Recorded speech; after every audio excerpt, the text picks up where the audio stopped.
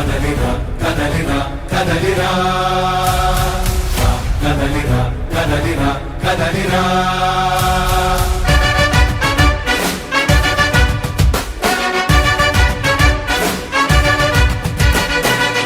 కదలిరా కదలిరా తెలుగు కాదు తెలుగుదేశ శంఖారావమురా కదలిరా కదలిరా రాతి యుగాన్ని వదిలి స్వర్ణ యుగం వైపు రారా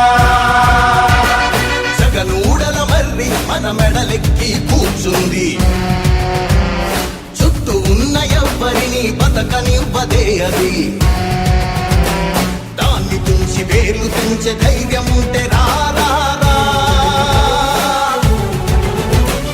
ఈ కలి ఆ కలికి బలయింది చాలు తెలుగు జాతి తిరుగుబాటు నేటితోనే మొదలు కదలిరా కదలిరా కదలిరా కదలిరా కదలిరా కదలిరా కదలిరా కదలిరా పిలుపు కాదు తెలుగుదేశ శంఖారావమురా కదలిరా కదలిరా రాతి యుగాన్ని వదిలి స్వర్ణ. నా పేరు పాలిక్ శివ, 13వ వార్డు. మా అధినాయకుడు పవన్ కళ్యాణ్ గారు ఉమ్మడి అభ్యర్థిగా కొండబాబు గారిని పెట్టడం జరిగిందండి. ఆయన ఆదేశించారు. ఆయన మేము అఖండ మెజారిటీతో నెగ్గించుకొని కళ్యాణ్ గారు గిఫ్ట్గా ఇచ్చుకుంటాం. అట్లాగే ఎంపీ అభ్యర్థిగా ఉదయ శ్రీనివాస్ గారిని కూడా అఖండ మెజారిటీతో అందరం కలిసి నెగ్గించుకొని మన నాయకుడి గారి గౌరవాన్ని మేము నిలబడతామండి. జై జనసేన. ఓకే, ఈరోజు ఎన్నికల ప్రచారంలో భాగంగా మా నాయకుడైనటువంటి వనమాడి కొండబాబు గారికి మద్దతు తెలుపుతూ ఉమ్మడి అభ్యర్థి అయినటువంటి వనమాడి కొండబాబు గారికి జనసేన తరఫున, బీజేపీ తరఫున, తెలుగుదేశం నాయకులు అందరూ కలిసి 13వ డివిజన్లో ఆయన కోసం విస్తృతంగా ప్రచారం చేయడం జరుగుతుంది.